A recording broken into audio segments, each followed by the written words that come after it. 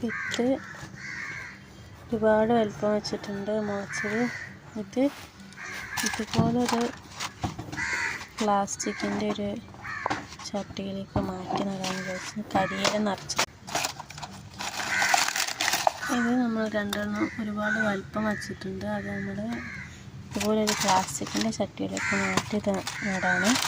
കരിയില നിറച്ചിട്ടുണ്ട്. ഇത് ചകിരിച്ചോറ്, വെണ്ണീര്, കമ്പോസ്റ്റ് ഉള്ളൊരു മിക്സാണ്. കുറച്ച് മണ്ണുമുണ്ട്. കൂടുതൽ ചകിരിച്ചോറാണ് ഇതിലുള്ളത്. ഇതിലേക്ക് കുറച്ച് ദിവസം മുന്നേ മിക്സ് ചെയ്ത് എടുത്ത് വെച്ചതാണ്. ഇതുപോലെ മിക്സ് ആക്കിയിട്ട്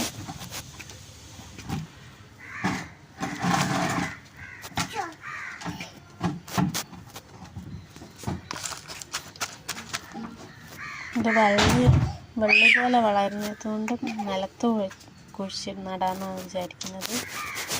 കുറച്ചുകൂടെ അല്പം വെച്ചിട്ട് ഇവിടെ കോഴികൾ കുറേ ഉള്ളതുകൊണ്ട് നമുക്ക് കുറച്ച് റിസ്ക്കാണ്.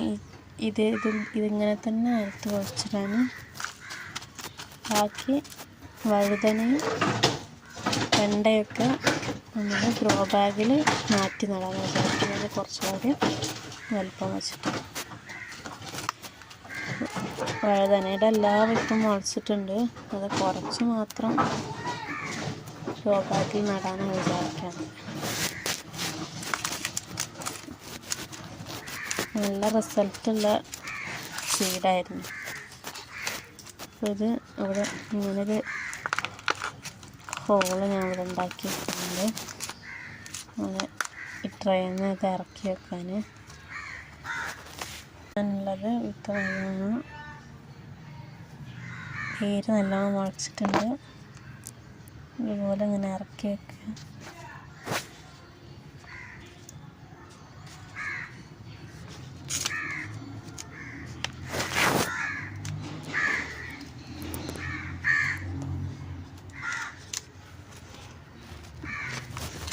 ഇനി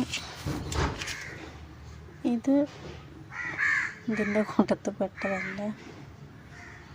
അപ്പോൾ ഇത് വേറെ തന്നെ നടണം. ഇതും നമുക്കിതിലേക്ക് നടണം. ഈ 3 എണ്ണം കൂടി ഇങ്ങനെയാണുള്ളത്. ഇതിൻ്റെ കൂടെ തന്നെ ഞാൻ നടുകയാണ്.